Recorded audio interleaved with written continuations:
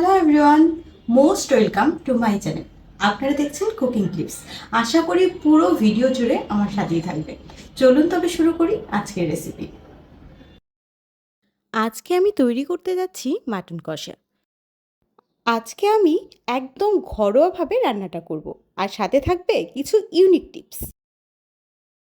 তাই প্রথমেই পেঁয়াজ, আদা, রসুনকে কেটে ভালোভাবে ধুয়ে নিচ্ছি।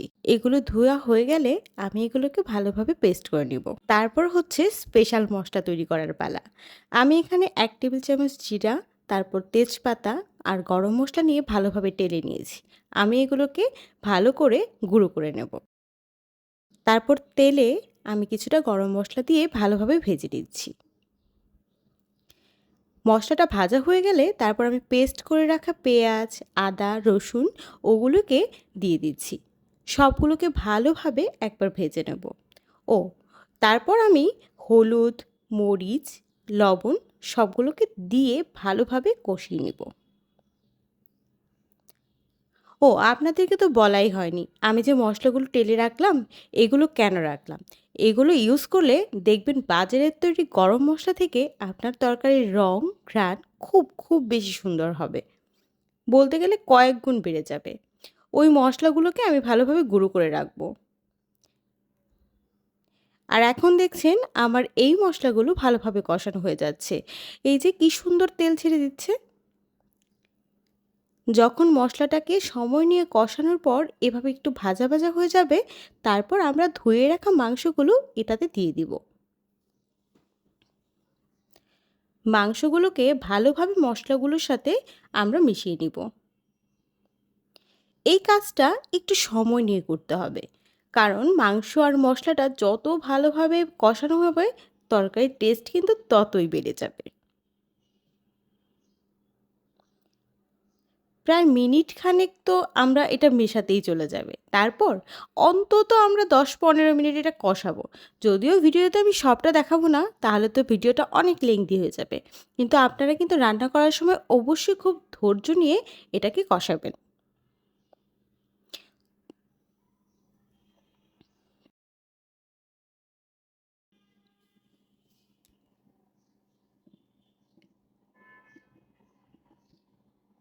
দেখতেই পাচ্ছেন কি সুন্দর ভাজা ভাজা হয়ে যাচ্ছে, তাই না? একটু একটু তেলও কিন্তু ছেড়ে দিয়েছে। কিন্তু এখনও ডান হয়নি। আরও কিছুটা সময় নিয়ে আমার এগুলোকে ভাজতে হবে।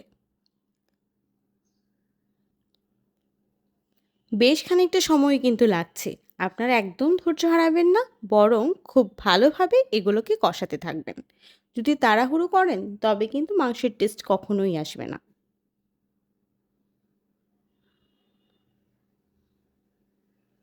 আর এখন হচ্ছে আমার সেই স্পেশাল মশলাটা দেওয়ার পালা। এটা দেওয়ার পরে দেখবেন আপনার তরকারির ঘ্রাণ, রং একদম পাল্টে যাচ্ছে।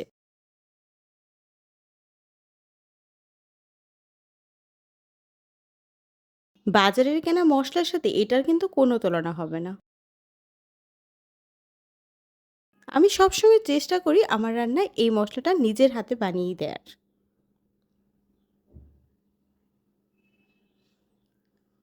এই দেখুন মাংসটা কি সুন্দর ভাজা ভাজা হয়ে গেছে। এখন আমি পরিমাণ মতো পানি অ্যাড করে দেব। খাসির মাংসতে পানিটা কিন্তু একটু বেশিই লাগে, নয়তো সেদ্ধ হবে না।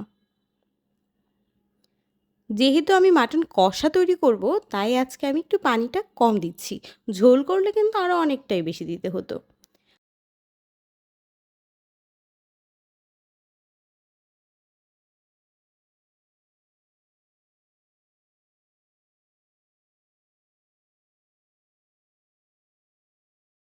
আর আমি এবার একটু ঢেকে দেব যেন রান্নাটা একটু তাড়াতাড়ি হয়ে যায়। দেখুন ঝোলটা কি সুন্দর ফুটে এসেছে। তরকারির কালারটাও কিন্তু আমার সেই এসেছে, তাই না? তরকারিটা হালকা হালকা করে নাড়িয়ে দিতে হবে যেন নিচে কিছুই না লেগে যায়। এভাবে একটু ধৈর্য নিয়ে রান্না করলে অনেক কিন্তু টেস্টটা বেড়ে যায়।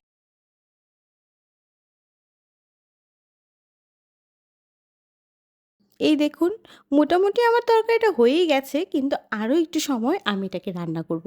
কেননা সেদ্ধ হওয়ার ব্যাপারটা তো অনেক ইম্পর্ট্যান্ট, তাই না? খাসির মাংস বলে কথা। আর এই পর্যায়ে আপনারা কিন্তু লবণটা চেক করে নেবেন।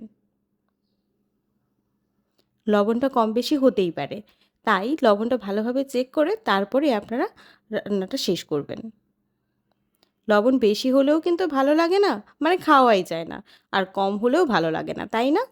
এই দেখুন সময়ের সাথে, সাথে আমার তরকারি কিন্তু কষানো হয়ে গেছে। কি সুন্দর কালার চলে এসেছে। আর একদম শেষে আমি কিছুটা কাঁচামরিচ এটাতে দিয়ে দিব।